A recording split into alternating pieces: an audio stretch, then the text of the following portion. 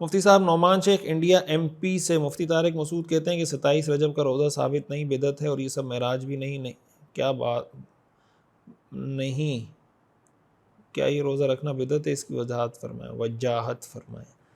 دیکھیں اس پر میں نے کلپ ریکارڈ کروایا تھا شب معراج کے حوالے سے کہ شب معراج ہمارے ہاں جو 27 رجب کو منائی جاتی ہے نا، تو معراج، شب معراج، یہ معراج کب ہوئی ہے؟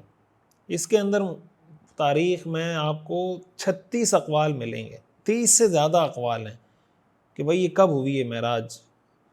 تو یہ جو دن ہے نا یہ طے نہیں ہے کہ بھئی یہ ہوا کب ہے، نمبر ایک. دوسری لہٰذا 27 رجب کو آپ متعین نہیں کر سکتے. اس کی وجہ کیا ہے میں اپنے کلپ میں تفصیل سے بتا چکا ہوں. دوسری بات یہ کہ اگر متعین ہو بھی جائے تو اس دن روزہ رکھنا ثابت نہیں ہے، اسپیشلی بطور کسی خاص عبادت کے. ویسے کوئی رجب میں روزے رکھتا ہے رکھے، لیکن اس دن کی خاص فضیلت سمجھ کے روزہ رکھنا کہ اس دن ثواب زیادہ ملے گا، یہ کوئی مسنون طریقہ ہے یا تو یہ صحابہ اکرام رضوان اللہ علیہ مجمعین کو آپ دیکھ لیں، ان کی زندگی میں کتنی مرتبہ 27 رجب آیا. خود حضور صلی اللہ علیہ وسلم کی زندگی میں کتنی مرتبہ 27 رجب کی شب آئی. کہیں آپ کو کوئی موضوع روایت بھی اس طرح کی نہیں ملے گی کہ انہوں نے رسول اللہ صلی اللہ علیہ وسلم نے 27 رجب کے روزے کا اہتمام کیا ہو. تو اس لیے ظاہر ہے کہ جب اس کو دین کا حصہ سمجھ کے کریں گے تو وہ بدعت بن جائے گا. سوال میرا دانے کا کام ہے، جب کوئی 10-20 کلو کا گھاک آتا ہے پھر میں اس کو بورے میں ڈال کر دیتا ہوں، تو کیا مجھے بورے کا وزن مائنس کرنا ہوگا؟ اگر والد صاحب منع کرے کہ نہیں کرنا مائنس تو کیا والد صاحب کی بات؟ دیکھیں اس کا تعلق آپ کے عرف سے ہوتا ہے کہ مارکیٹ میں عرف اور چلن اور رواج کس چیز کا ہے. تو اگر مارکیٹ میں سب کو پتہ ہے کہ بھائی بورے کا وزن مائنس نہیں کیا جاتا اور سارا جو کاروبار چل رہا ہے وہ اسی حساب سے چل رہا ہے، اور بورے کا وزن ایک مخصوص ہوتا ہے، کوئی الگ سے آپ کوئی بھاری قسم کا بورا اٹھا کے اس میں نہیں بھر رہے کہ اس کا وزن بڑھ جائے، اور مارکیٹ میں سب یہی چل رہا ہے تو آپ وزن مائنس نہ کریں. لیکن اگر مارکیٹ میں دونوں طرح کی چیزیں چل رہی ہیں یا یہی چل رہا ہے کہ آپ نے مائنس کرنا ہے تو پھر آپ مائنس کریں. اس میں آپ مارکیٹ کے کلچر کو، اس کے رواج کو دیکھیں کہ مارکیٹ میں کیا چلتا ہے. مفتی صاحب میں میٹرک میں پڑھتا ہوں، میں نے 6 پارے حفظ کیے تھے لیکن اب بھول گیا ہوں، میں اسکول نہیں پڑھنا چاہتا اور حافظ بننا چاہتا ہوں، میں کیا کروں؟ بھائی حفظ بھی کریں، اسکول بھی پڑھیں، دونوں چیزیں آپ کے لیے ضروری ہیں. حافظ بننا چاہتے ہیں ضرور بنیں، تھوڑی یعنی حفظ جب تک کر رہے ہیں اس وقت تک کے لیے اسکول کو تھوڑا سا سٹاپ کر لیں، اور جب حفظ مکمل ہو جائے تو میٹرک بھی ضرور کریں. اس تعلیم کی بھی بہت زیادہ ضرورت ہے اور حفظ کرنا بھی بہت بڑی سعادت کی بات ہے، تو دونوں چیزیں کریں. میرا مشورہ تو آپ کو یہی ہے. میں حافظ محمد رفیع الدین ہندوستان بہار سے. میرا سوال یہ کہ میں اپنے گاؤں کی مسجد میں امامت کراتا ہوں اور مکتب میں بھی پڑھاتا ہوں، تو کیا مکتب کے لیے زکوٰۃ اور فطرہ رقم چندہ کر سکتے ہیں جبکہ گاؤں کے امدادی چندے سے تنخواہ مل رہی ہو؟ مجھے سمجھ نہیں آئی، آپ مطلب پڑھاتے ہیں تو آپ چندہ کیوں کریں گے؟ جو اور پھر اس طرح کے جو مسائل ہیں نا، یا آپ اپنے کسی قریبی دارالفتاء سے مقامی سطح پر پوچھیں، ظاہر ہے اس کی تفصیلات کو وہی بہتر جان سکتے ہیں.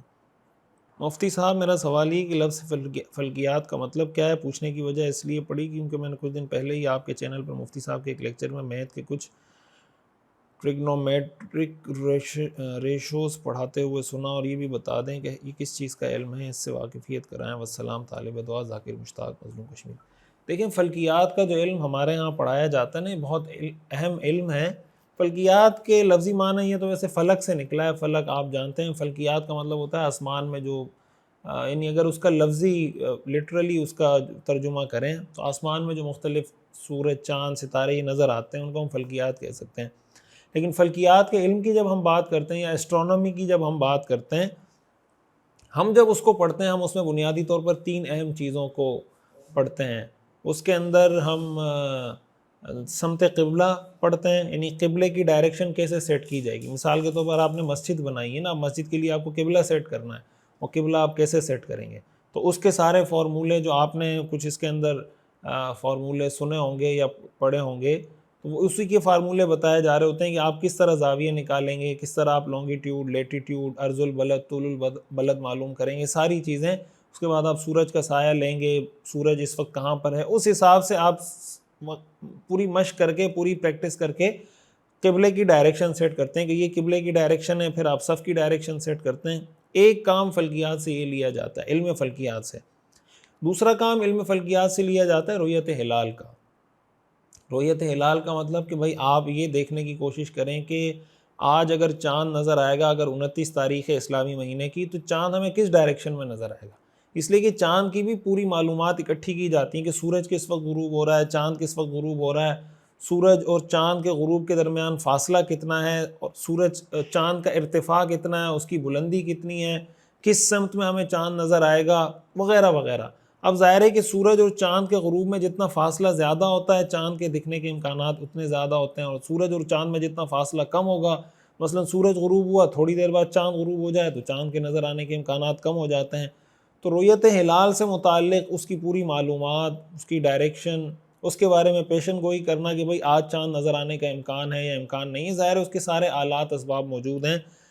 تو دوسرا کام جو علم فلکیات میں پڑھایا جاتا ہے وہ یہ پڑھایا جاتا ہے، اس کی باقاعدہ مشق کرائی جاتی ہے تاکہ علماء اس کو بہتر طریقے سے کر سکیں۔ آپ جانتے ہیں کہ جامعۃ الرشید میں الحمدللہ فلکیات کا پورا شعبہ موجود ہے، اور تقریباً کوئی 15-20 سالوں سے مسلسل جامعۃ الرشید کا شعبہ فلکیات پیشن گوئی کرتا ہے ہر مہینے کی کہ اس مہینے 29 کو چاند نظر آنے کا امکان ہے یا نہیں ہے، یا ملک کے کس علاقے میں امکان ہے، اس کی ساری تفصیل جامعۃ الرشید کی طرف سے شائع ہوتی ہے۔